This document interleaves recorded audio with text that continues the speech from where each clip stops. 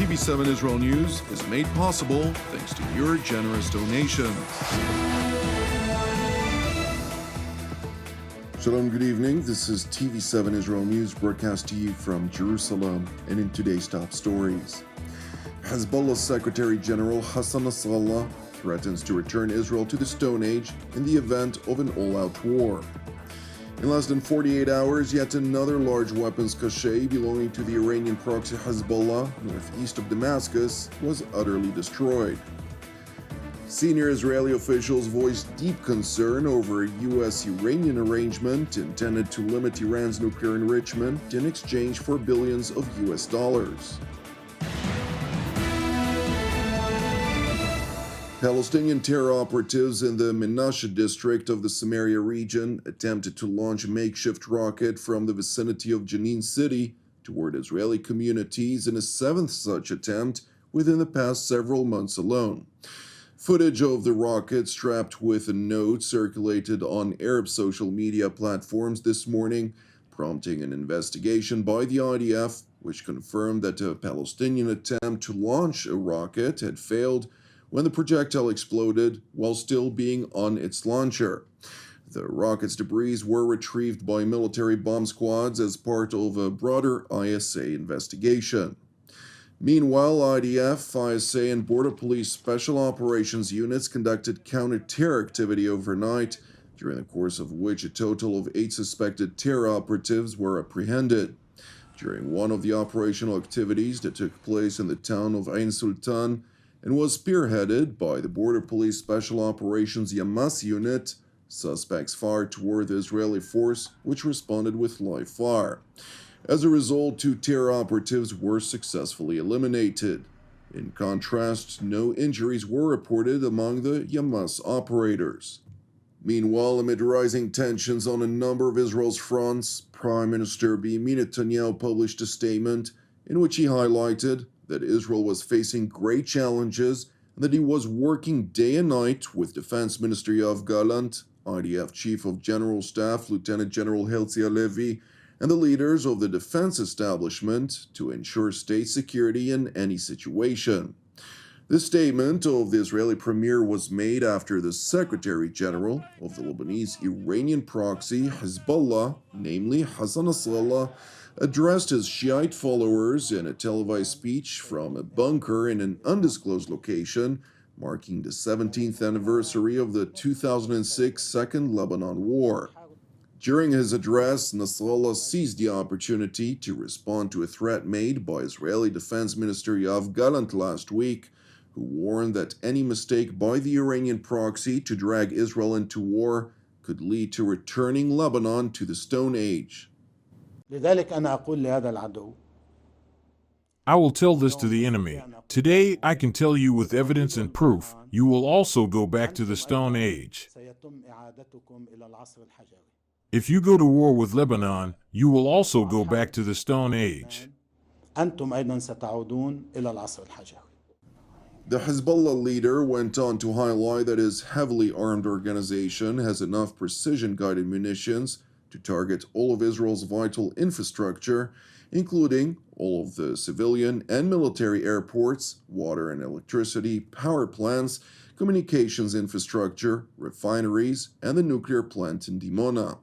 Nasrallah went on to claim that the IDF has weakened since the 2006 war, adding that nothing would be left of Israel if war broke out with the Iranian proxy in Lebanon.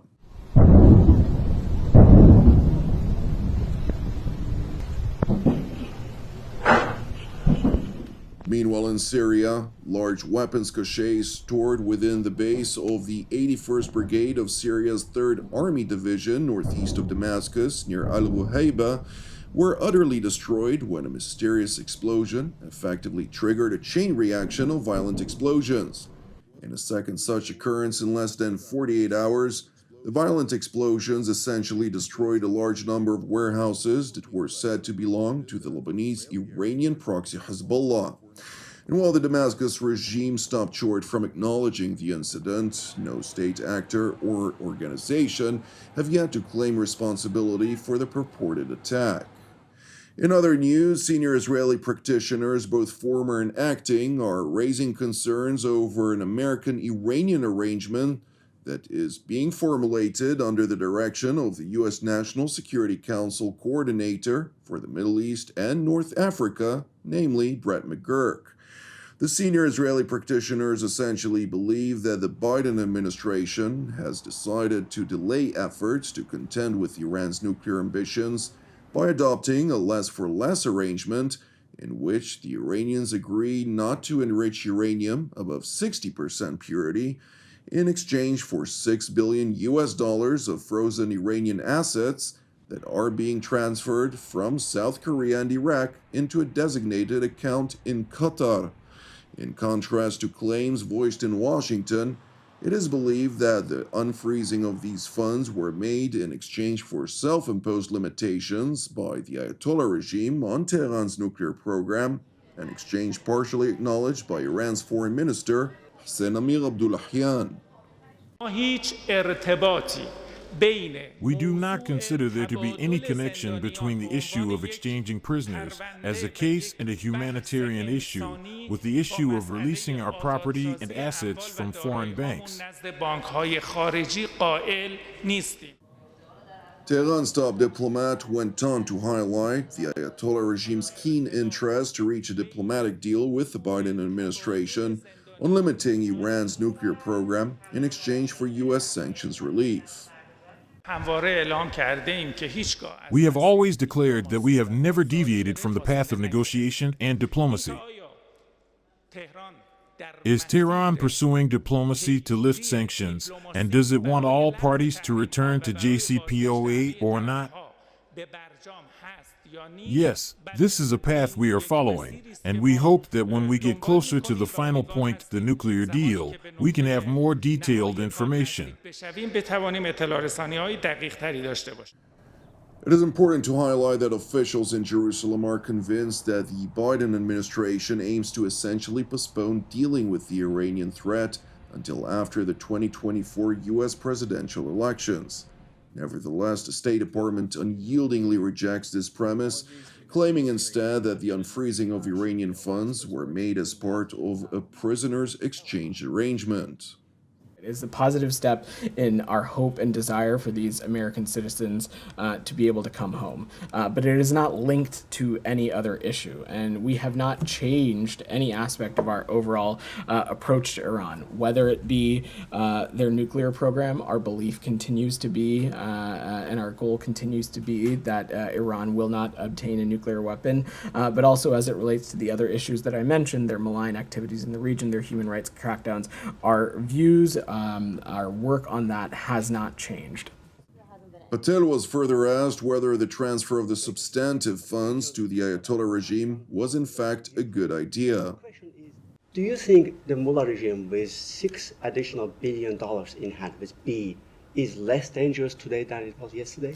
Well, Alex, I kind of reject the premise of your question. And let me say this in a couple of ways. First, as I said to Simon, negotiations and this process is ongoing.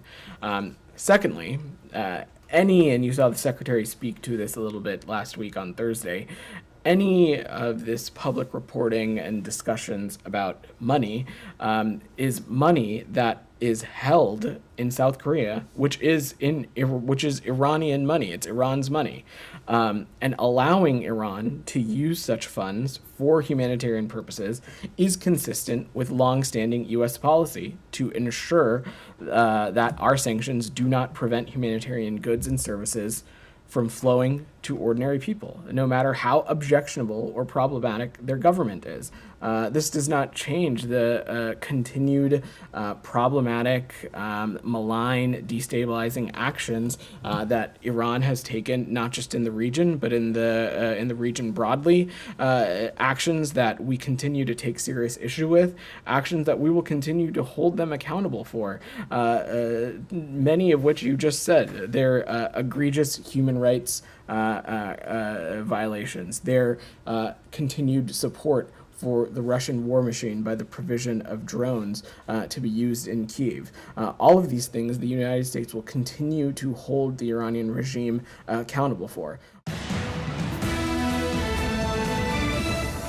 Thank you for watching TV7 Israel News. I would like to once again point out that TV7 Israel is a donation-based ministry. Therefore, if you're blessed by productions and would like to help support TV7 Israel stay on air, please consider making a donation. You can do so by visiting our website at www.tv7israelnews.com. Separately, I would like to encourage you to pray for the peace of Jerusalem and salvation of Israel.